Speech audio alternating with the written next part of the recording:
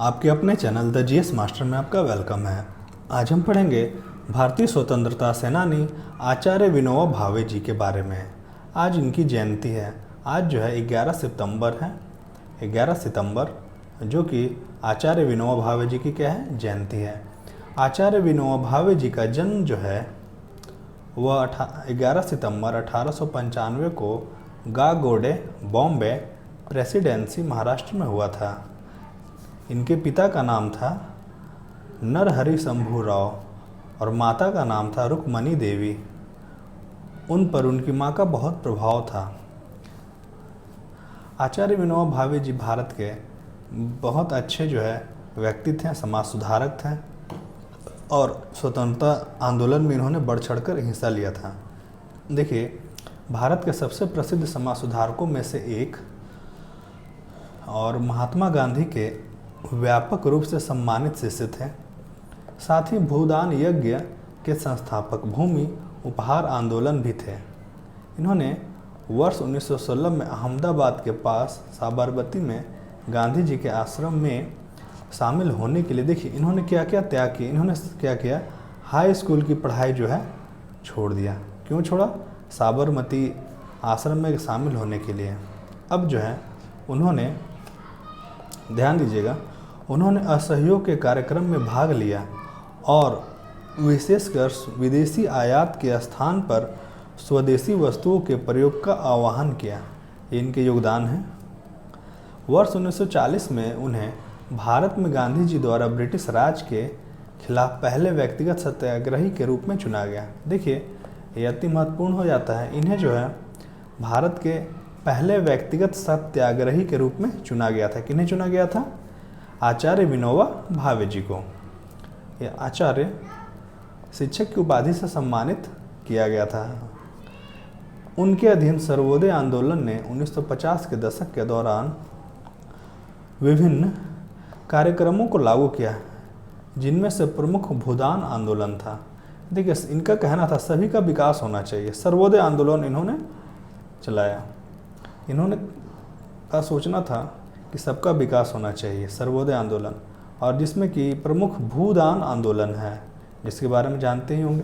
किन्हीं के पास बहुत ज़्यादा भूमि है, कोई भूमिहीन है, तो वे लोग क्या करें, भूमि को उपहार के रूप में दान करेंगे। वर्ष 1951 में तेलंगाना के पोचमपल्ली गांव के हरिजनों ने उनसे गुजारा करने के लिए करीब 80 एकड़ ज़मीन देने का अनुरोध किया। उन्होंने, देखिए वहाँ के जो हरिजन थे, पोचमपल्ली गांव के हरिजन थे, उन्होंने क्या कहा कि 80 एकड़ ज़मीन हमें दे दीजिए, मेरा गुजारा हो जाएगा। तो इन्होंने क्या किया, गांधी जी द्वारा स्थापित उदाहरणों से प्रभावित होकर उन लोगों का मुद्दा उठाया जिन्हें गांधी जी द्वारा हरिजन कहा जाता था।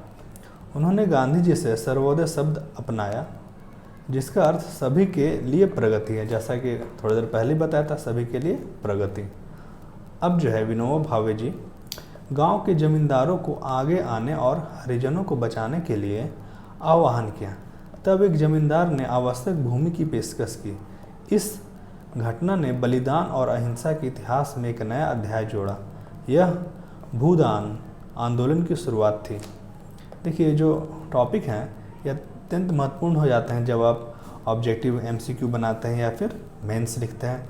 तो इस तरह की जो टॉपिक्स हैं, इस तरह के जो भी हैं, वो बहुत काम आते हैं जब आप लिखने बैठते हैं। महात्मा गांधी की शिक्षाओं की तर्ज पर आत्मनिर्भरता के उद्देश्य से वर्ष 1959 में महिलाओं के लिए एक छोटा समुदाय ब्रह्म विद्या मंदिर की स्थापना की। देखिए, महिलाओं के लिए एक छोटा समुदाय ब्रह्म विद्या मंदिर की स्थापना विनोबा भावे जी ने की है। उन्होंने क्या किया, गौ हत्या पर कड़ा रुख अपनाया और भारत में इसके प्रतिबंध होने तक उपवास पर जाने की घोषणा की। उनकी महत्वपूर्ण पुस्तकों में शामिल है, इन्होंने पुस्तक भी लिखी है, स्वराज शास्त्र, गीता प्रवचन, तीसरी शक्ति।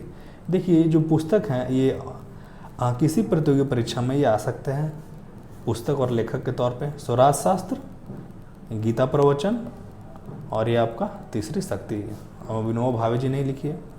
आचार्य विनोबा भावे का निधन हो जाता है देखिएगा, आचार्य विनोबा भावे का निधन जो है 15 नवंबर आपके 15 नवंबर 1982 वर्धा महाराष्ट्र में हुआ था। ये भी महत्वपूर्ण है प्रतियोगी परीक्षा के दृष्टिकोण से। इनका निधन कहाँ हुआ था? वर्धा महाराष्ट्र में। विनोबा भावे 1958 में रमन मैग्सेसे पुरस्कार प्राप्त करने वाले पहले अंतर्राष्ट्रीय व्यक्ति थे।